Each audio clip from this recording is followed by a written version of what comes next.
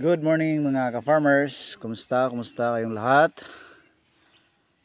Shout out muna tayo kay Sir Braveheart sa Ferti Global at saka ni Joselito Heredia. Okay. So, magandang araw sa ating lahat mga ka-farmers. Nandito po tayo ngayon sa ating area ng ating ampalaya na Galaxy Max F1 at 21 days mga ka-farmers. Okay, so ngayon mga ka-farmers, makikita natin ang stage ng ating taniman ngayon ay nandoon na sa kalahati na kanilang gapangan ng bongbong mga ka-farmers. By the way, na-set up na po natin yung ating mga tie wire mga ka-farmers. Doon po yung mga poste na ginagamit natin, yung guod sa amin, tawag dito sa yung puno ng kawayan mga ka-farmers. Then ito na po yung area natin, na-set up na yung mga gapangan natin, yung mga tie wire at saka yung gapangan nila, pero hindi pa tayo nakaano sa roof diamond mga ka-farmers kasi unti-unti na lang natin tinatrabaho yung gapangan. So ngayon mga farmers, makikita nyo binabaklas natin yung plastic mulch ng ating taniman ng ampalaya. So since kahapon ay malakas yung ulan, kaya bigla nating binaklas yung plastic mulch mga farmers. So bakit kaya binaklas natin ito mga ka-farmers, na noon ay binabalot natin ng plastic mulch at ngayon naman ay binaklas natin. So meron itong purpose mga ka-farmers. Makita nyo dito yung ugat ng ating ampalaya mga farmers. So kita nyo ang layo mga farmers, siguro mga half meter po yung distance mula sa tanim ng palaya, o sino kaya ang may-ari dito mga farmers, itong ugat na to. So kita nyo yan, tabunan. Okay, so yan, either ito yung may-ari ng ugat na to or that one. So binabaklas natin yung plastic molds mga farmers dahil may purpose ito upang yung lupa natin ay mabasa sa tubig ulan. Once na mabasa po sa tubig ulan, syempre yung ugat ng ating tanim ay makapag-usad mga farmers dahil basa yung lupa.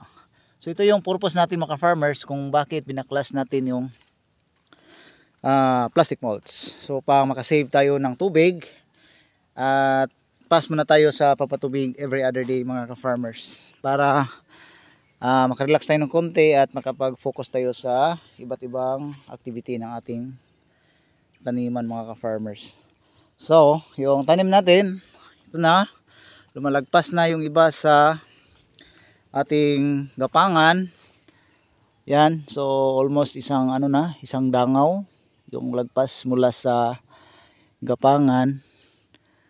So dapat habulin natin yan siguro bukas. So madali na lang yung pag diamond mga farmers, walang problema, mabilis lang yan.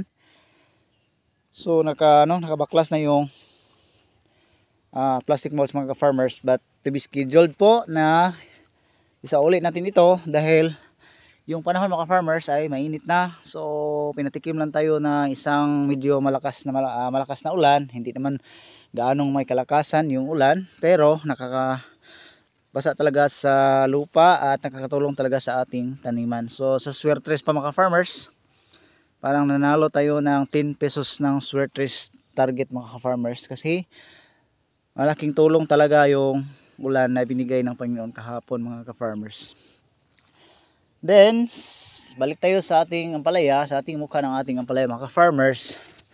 At 22 days o 21 days ata ito mga farmers, meron na talagang mga talbos na lumabas at saka nag-maintain na po tayo dito ng mga foliar, insecticide at saka fungicide. So lang tayo, minimix lang po natin interval yung mga fungicide at saka foliar natin ginagamit na naka-usual from BASF at saka from Ferti Global mga farmers.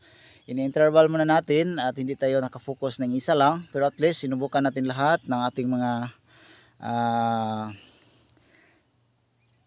makasanayan ng mga foliar at saka fungicide mga ka-farmers. So balik tayo dito sa lupa. Okay, basang-basa talaga mga ka-farmers. So yung ugat ng ating tanim ay makausad. So hindi sila ma-stack up at hindi sila nagdidepende lang sa ating patubig. Kung saan hanggang yung ating tubig na dumadaloy, yun na lang po talaga doon ang mga ugat ng ating tanim. So hindi tulad ng panahon kapag inuulan mga ka-farmers ay talagang uusad kahit saan yung ugat ng ating tanim hanggat saan kaya nila punta, basta yung lupa mga farmers ay basang-basa lang.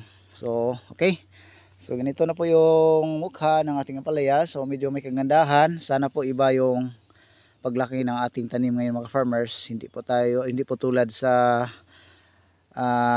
previous natin na taniman. Nakita nyo naman na medyo break even tayo doon. Buti na lang hindi tayo masyadong nalulugi sa ating kapital doon at meron pa tayong kunting hinahabol doon. Pero okay lang, hahabulin natin sa susunod na taniman. Meron kaming panibagong item na ilalagay doon. So dito, yan, binuklas din natin lahat. Pero doon sa ibabaw mga farmers, yung mga used plastic molds na hindi na natin binaklas kasi marami ng butas. So madali lang makapasok yung tubig. Hindi tulad dito sa new plastic molds na ginagamit natin ay wala talagang mga butas, hindi pa nagutay-gutay. So binaklas natin. Yan. Okay, so balik tayo dito sa usapan ng pag-alaga ng ampalaya mga farmers. Since makikita natin na marami ng talbos na lumalabas sa ating ampalaya. So ito, lumalabas na yung talbos. Usually mga farmers, yung una talagang talbos ay lalabas ay dito sa doon sa lupa talaga. First, second na dahon lalabas yung talbos. So ginagawa natin mga farmers ay dapat ipopro natin 'yan. Kasi nakadisturbo talaga sa area, sa part na ito habang tayo nagdidilig or nag-aabono. So hindi na makikita kasi marami ng dahon at saka pag matamaan naman ng abono dito sa area na to ay talagang masusunog ang dahon. So dapat po dito sa ibabaw na para walang disturbo, hindi tayo mahirapan maghanap kung saan yung puno kasi nababalot na yung dahon yan kapag hinayaan natin na gumagapang dito sa area mga ka-farmers. So mahirap na maghanap sa puno ng ampalaya at mahirapan na tayo makapaglagay ng abono kasi puro na lang dahon yung makikita natin. So dito natin dapat pagsimulang paggapangin yung mga talbos ng ating ampalaya. So bilangin natin 1, 2, 3, 4, 5, 6. So hanggang so on and so forth hanggat saan nila kaya mga farmers. So basta dito huwag niyo hayaang maraming talbos na lalabas dyan kasi mahirapan kayo sa paglagay ng abono at saka matamaan ng abono, masusunog yung mga dahon mga farmers. So dapat wala dito laman na talbos ng ampalaya. So ito yung area natin, mayroon na talagang mga poste mga farmers. So gumagamit tayo ng earth auger mga farmers para mas mabilis yung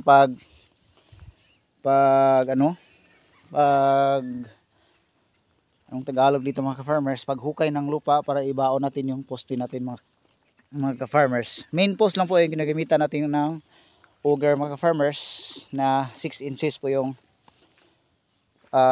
uhas na ginagamit natin. So mabilis at mapadali yung trabaho natin mga farmers kung mayroon tayong earth auger na gagamitin para sa pagbubutas ng mga main post ng ating ampalaya.